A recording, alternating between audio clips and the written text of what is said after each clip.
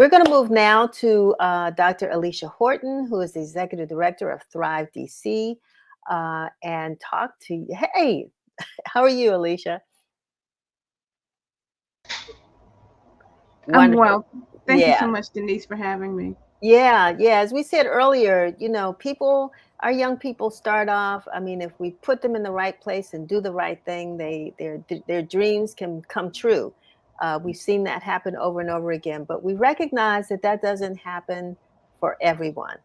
And certain things happen where we sort of get distracted or you know tripped up or whatever it can happen, and there you are at Thrive DC trying to help to pick up the pieces. So tell us about Thrive DC and what you do there.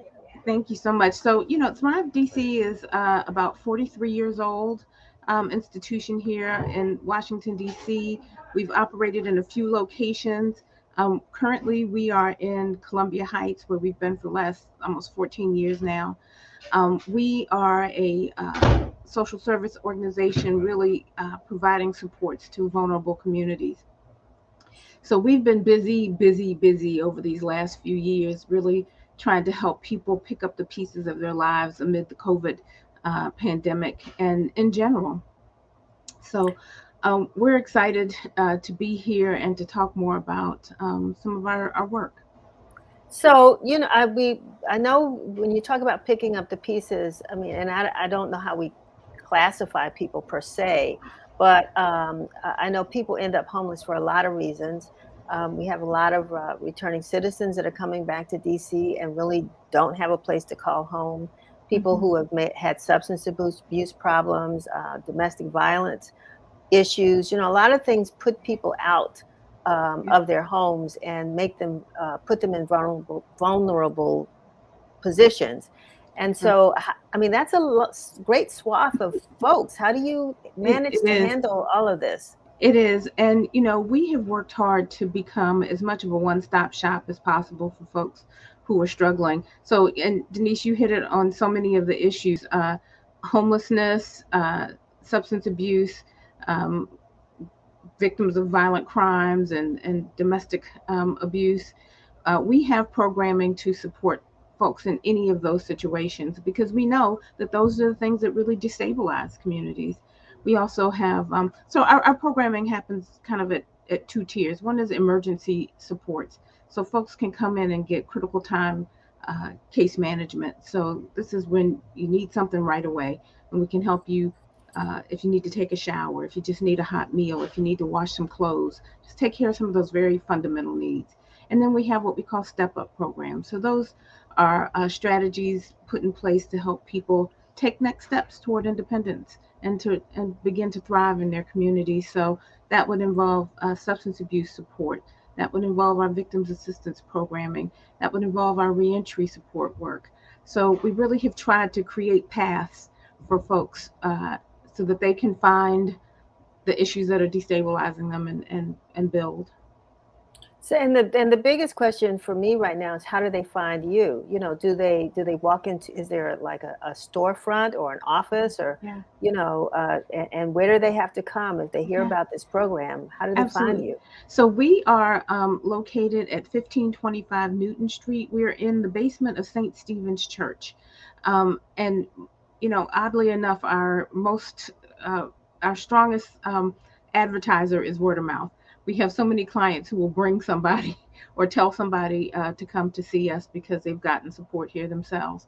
So, and of course, we have a website, and people can can visit our website for more information. But we also get a lot of referrals from other organizations, other agencies who will send folks here to us for supports. It's interesting because I think everyone has had an encounter with a person that they really wish they could help, Yeah, but they just didn't know how. yeah, And they know that this person may or may not. You can, like they say, you can lead a horse to water, but you can't make them drink. But at least you need to be able to point to them. There's water there, yeah, and yeah. so it's good to know that this program is there. And so you don't necessarily have to be referred by a government agency or Mhm. anything. You can just be a person who just says, I need some I need some assistance. help.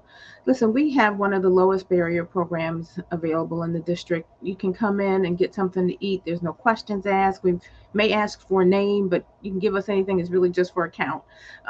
We really just want people to be able to come in, build relationships, build trust, so that they can take again the next steps towards stabilization. How do you all measure success? I mean, from on an individual basis, or how do you measure when you that your program is being successful and is making a difference?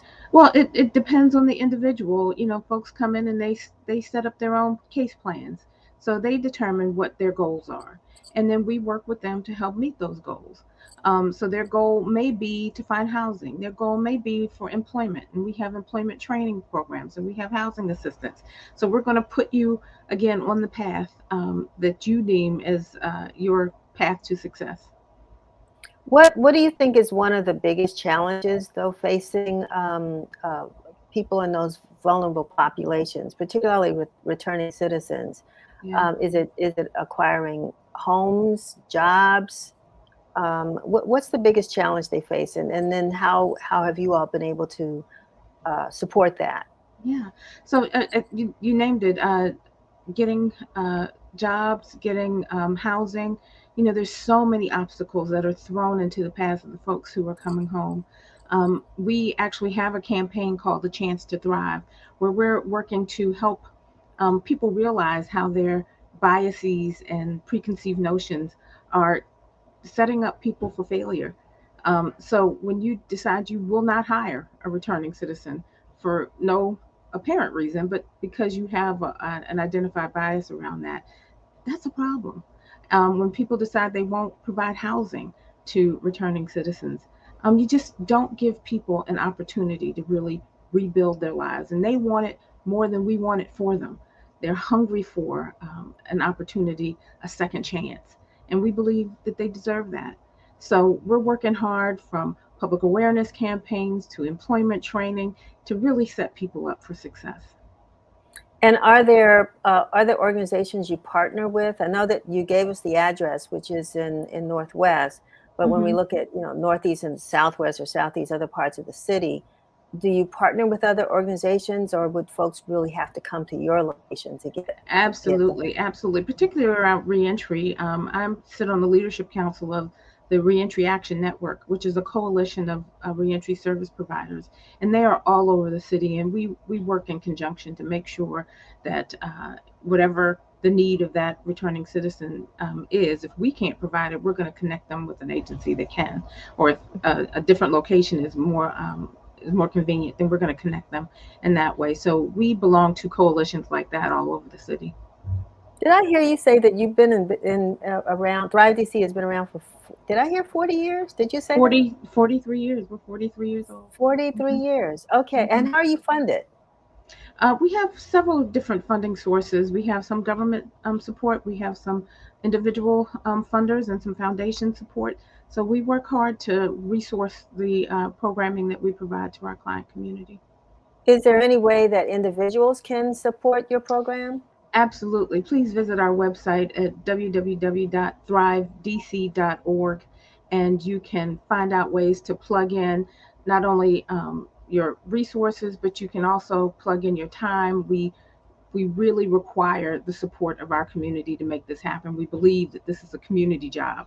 So we have thousands of people who come through our doors to help us through their volunteer work. Okay. And is there any, like, one of the greatest needs? You have people that COVID has caused folks to really sort of purge a lot of things out of their homes, for example, clothes Hmm. that they don't wear anymore, or Hmm. whatever. I mean, do you all take like items like that, or not? Um, we take some items, but we have to be a little particular because folks are not always as particular. Yeah, I So got we you. we Okay. want we want folks to give with dignity and help us support. But again, if you visit our website, we have a wish list of items, Okay. and they change seasonally. So right now we're preparing for spring and summer seasons, so that would include socks and sunscreen and those kind of items that so many of our folks will be needing over the next few months. Yeah, we talk about housing in the District of Columbia and how expensive it has become. And, and then of course with COVID now, some of the things changing where people evictions may be Hmm. rising and what have you. So, are your numbers increasing? Are you seeing the need Oh, becoming greater?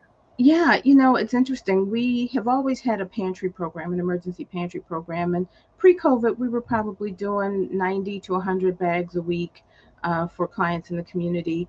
During COVID, that number went up to 700 people a week, and that was just on site. We were also supplying many other pantries in the city, so well over thousands of people were getting our groceries. And then we saw a little downturn, but now the numbers are starting to tick right back up. Mm. And we think because of the high cost of groceries, the high cost of gas, that folks are finding themselves again in some precarious situations. So they're having to reach out for additional supports. But we're here and we're going to continue to be here as long as we can. Well, one of the things I asked earlier, is how do you measure success? And the next time we see you, we hope to have maybe you can bring along a couple of folks who can say, I did it. Somebody Yes. who had a dream, like our young guest a few minutes ago, but has been able to get back on their feet and maybe can advocate for those who really need to take advantage. Sometimes our pride stands in the way and we Yes. don't ask for the help that we need. And it's good that Thrive DC is there to provide that support. But we've got to let folks know that it works. That's right. That's right. Thank you, Denise, for saying that. And we would love to bring some of our client community on. They'd love to talk to you. Okay, looking forward to that. I want to thank you Okay. for spending this time with us Thank and you. thank you for what you do. Thank you. Can I just plug two things? We have a job fair Please. coming up on the 21st. I'm Oh, sorry, yes. the 26th. A job fair. If anybody's interested, visit our website, thrivedc.org. And then we also have an event coming up on the 21st. It's called Taking a Deeper Look at Reentry. So it's just a webinar event. We'll be again exploring some of the biases and misconceptions that people carry around returning citizens. Join And us. for the job fair, what would folks have to bring with them in order to participate? Do they need a resume? Do they anything in particular, or just Yes, show up? absolutely. They would need a resume. We'd ask that you actually get in touch with us before the 26th, and we will make sure Okay. you get everything. We'll help you get your resume together and get registered for the event. Okay, because I hear a lot of jobs out there and people are trying to hire. Yeah, So this is a good time to jump in. So it's good that you all are doing that. thank you. All righty. You have a good one and You too. have a great Easter. Go see some You pandas. too. Okay. All righty. Thank you. Take care.